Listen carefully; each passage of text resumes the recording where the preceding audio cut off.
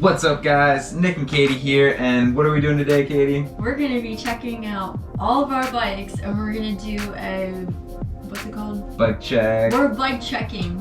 Bike check please. Check, please. What is this? What awkward meat stick. So today we're going to be looking at 6 bikes that we have, and these are our babies. We love them so much. Let's check out the first bike right now.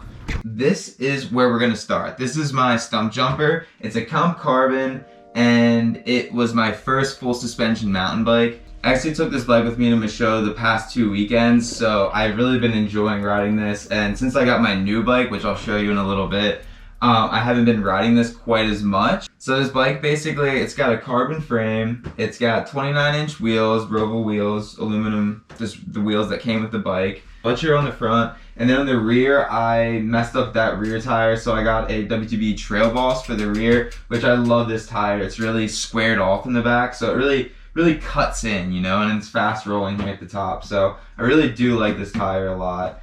Front and back, 2.6 inches by 29.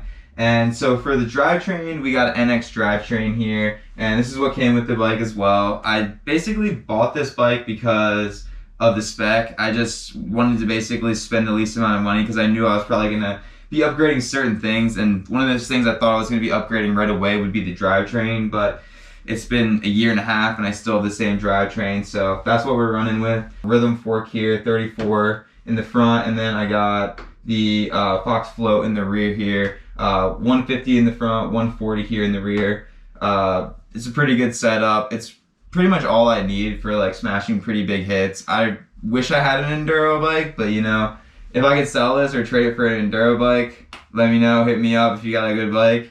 So this bike I would categorize as the bike that everybody compliments on the most because of the color. Obviously I have to touch on the color at least a little bit. If you look at it from this side, it's blue. And then if you look at it from like a different angle, like on the side, it's like purple. So it's pretty sick because of that. It's like an oil slick chameleon guy, and hence it gets a lot of compliments. So that's what's up with this bike, and it's also my like big hitter, like smashing through Michaud and the watershed bike. So that's what I like about this bike. Let's move on to the next bike. This is my Specialized Stumpjumper Expert. It's 29-inch wheels, a small frame.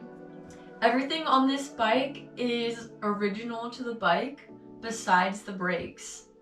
I fell on my bike and broke my brakes.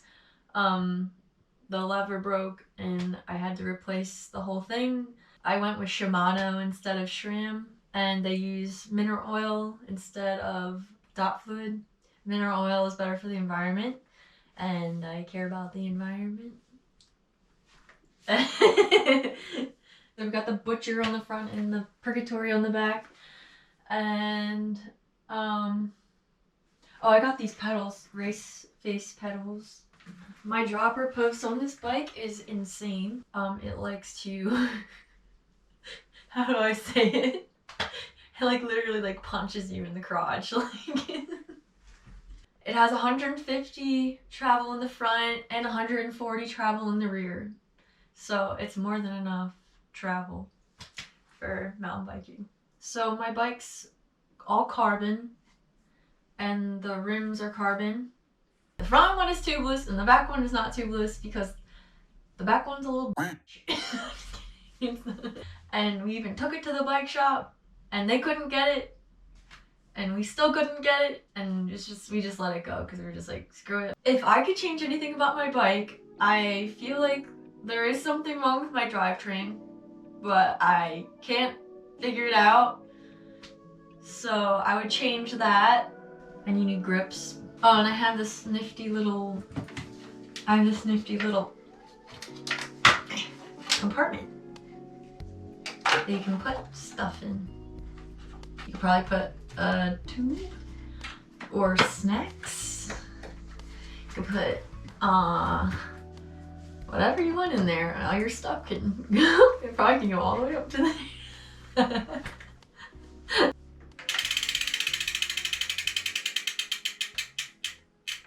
Alright, so the next bike is my vintage 80s Kuwahara Puma, which I acquired at the beginning of this year.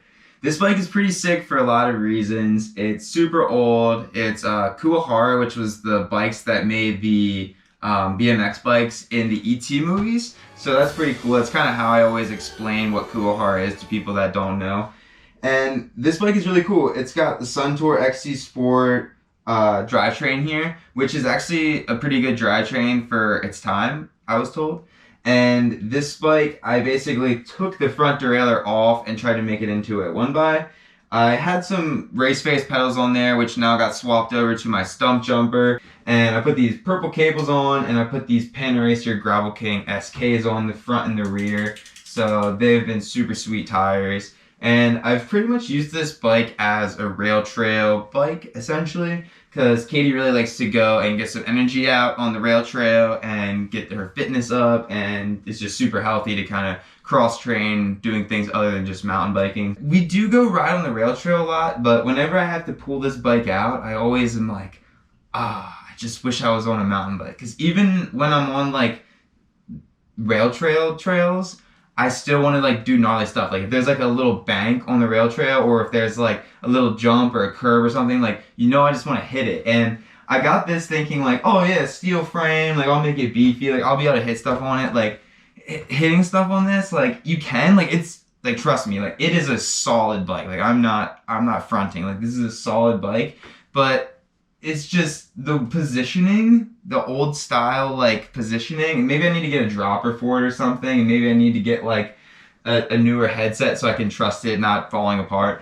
But I just feel so sketch when I hit anything big on this, and so I think I want to get maybe something like a hardtail or something for that, or I don't know, I'm just talking out of my ass right now, honestly. I'm always talking about like, what's the next bike gonna be, but like, I'll probably be fine. I'll probably just ride my new bike everywhere and just make that super pimp. That's kind of my hopes right now, because, being more minimalist and having less bikes means that the bike that you do have, or the bikes that you do have, can be extra gnarly. So that's kind of the plan right now. I don't really know if this bike's going to be around too much longer. So if you like this bike, comment below and say, please don't sell my bike. Please, stop, please. Because if this is your favorite bike, I'm sorry, it might not be here too much longer, because I've been thinking about posting it on Facebook Marketplace, so I don't know. But this bike is super sick. I've had a lot of good times on this bike, and I feel like if I sell it just like any bike, I will regret it. So maybe we'll just keep it around for a little bit longer, see what's up. But yeah, this bike is super sick, and I have 2 videos actually on this bike. So if you want to click the playlist above, you can go and actually check out the 2 videos that are on this bike. The first video is when I got the bike. The second video is what I did to the bike. This bike was pretty much stock when I got it. It had all the original stuff on it, for the most part, I'd imagine. And so I kind of did some stuff to it, and this is what it is now. So, yep, the Kuwahara Puma. So, yeah, next bike.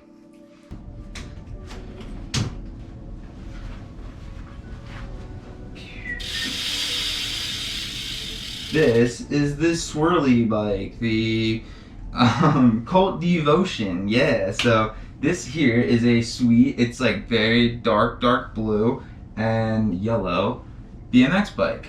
And that's about all I know about it, because I don't really know much about BMX bikes. I just know that this is a decent BMX bike. It was, maybe a couple $100s when it was first bought. And I bought this bike because I thought I was gonna get into BMX super hard, and it was gonna be like the dopest thing ever.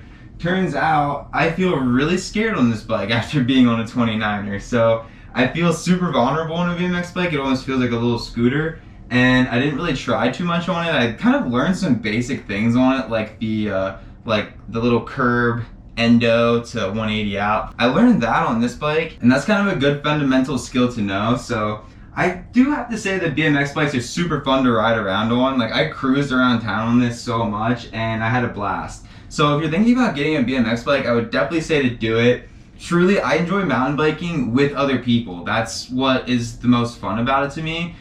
Doing tricks, egging each other on to do stuff. and nobody else I know really is into BMX. So I've kind of gotten a bike, which I keep talking about this bike, and you probably, if you've watched the channel, you already know what bike this is. But my bike that I got that's a mountain bike is a little bit more BMX-y because of the fact that I really do like BMX and I spend a lot of time watching BMX videos, but I don't necessarily ride the BMX bike as much as I would like to. That being said, I probably will hold on to this bike just because it takes up no space. And I've actually, if you're wondering why the pegs are on the rear, it's not because I'm, you know, doing little like standy things on it like some people would. I actually use this to drop it into a manual machine that I made. But basically, the manual machine is why I keep this bike around, and it's kind of fun just putting this bike in the manual machine and just practicing pull-up bar spins and different stuff like that. So it's been pretty cool having this bike actually. And I think I'll keep it because of that, but you never know. It doesn't get ridden as much as I'd like, as much as the other bikes, let's say that. So I've got one more bike, so let's move on to the next one. So this bike is my Foundry Broadaxe. This is a bike that can be used for mountain biking and it can be used for gravel riding. The way it's set up, it could be used both ways. This bike is for when I'm feeling adventurous. I use this bike on the rail trail. I use this bike for like gravel riding, and at Lake Redmond I like to ride this bike because it's good with flowy type trails. You can really like, it's just really fun with like the flowy trails. The tires are really cool. They're blue and they're the Piano Racer Gravel King SK tires. I have these are ESI grips, and I bought this bike off of a local guy, and it came with a lot of really cool features about it: the tires, the grips, this just like cool like colored things. Like it's like, I call it my cotton candy bike because it's like cotton candy colors like blue and pink, and that's also why I bought these pedals, because they're blue. I wanted some really good grippy pedals. These are 1-Up pedals, and they're really grippy, so when I go mountain biking at Lake Redmond, I have really good grip and I'm not going to be slipping all over the place on my flat shoes. So the setup of this bike is a little like weird. These handlebars are flipped a weird way. The stem's really long. Like, it's too long. Like, I need to get another one that's shorter for me, and I might flip these bars a different way. And there's a lot of spacers here above it, so I might change a couple things. I still haven't finished modifying this bike yet. I did buy this seat though. This is an ISM seat. It's the PN4.1. It's basically a split nose saddle. So these two pieces here sit on your bone when you like roll your body forward here, and then this allows like, there's like space here that allows for like just comfort. I don't know how to put that in there. But I just thought the saddle was really cool. I wanted to try something different and something that would be good for long distance, and I feel like this saddle is really good for that. So this is a SRAM GX 10-speed drivetrain. Something's not right with it because I feel like I outpower this bike. The problem is we tried to figure out if we could fit a bigger one on here, and it's gonna be, I mean, it's not gonna fit, right? This chainstay is in the way of me getting a bigger gear here. This bike is just so cool and so fun. That's the one downside, is like you can't go faster. Like you can only go as fast as you can on this bike, and then it stops, and then you're like, oh, bye Nick. See you. You're like way taken off. Like on your Kuwahara Puma, you're just like, and I'm like going as fast as I can. Alright, so for my final bike and my absolute favorite bike, the Santa Cruz 5010 absolutely takes it. So this bike is actual dreams. It is a 27.5 bike with 2.4 inch wide max suspension, DHR 2 tires, Super sick tires. I do like those a lot. I'm glad to be back on the Maxxis train. I didn't put the Maxxises on my Stumpjumper because of the neon color would just totally clash with it and it wouldn't be good. So got the Maxxises back on here, pretty nice. And we got the RockShox Reverb dropper post on this. Oh, by the way, this is a size large frame in Stormbringer purple. Absolutely beautiful. Carbon C. And this bike has got a GX drivetrain down here. So we got GX trailer, all that good stuff. We got the race face rims on it, alloy rims. We got the RockShox Pike Select Plus in the front and the RockShox Super Deluxe Select Plus in the rear. So it's a 140 and a 130 in the rear. So 140 on the fork, 130 in the rear, which is a super sick spot as far as I'm concerned for ripping down some pretty decent trails, but being able to, you know, really maneuver the bike around. This bike just whips, like, I call it the stick because it just like sticks to the shit, bro. Like compared to the Stumpjumper, like you're higher up, you're bopping through stuff on the Stumpjumper, but on this, you're just like icing the corners and stuff. So like, it's a pretty nice bike for that reason. And yeah, man, I absolutely love this bike. If you want to check out the full like video of me talking about the bike, you can click the link in the upper right hand corner and that'll take you to the new bike day video where I go over this bike completely and also take it for a ride at one of my favorite local spots. So that's a super sick video. But yeah, this bike, like I said, actual dreams, super sick bike. I couldn't change anything about it, but I will tell you what I will change about it actually, if I could. So what I would change about it is I would put high-rise bars on it. I would take these cables here in the front, lengthen them, and put the one through the headset here. I actually got the little part for that right here already.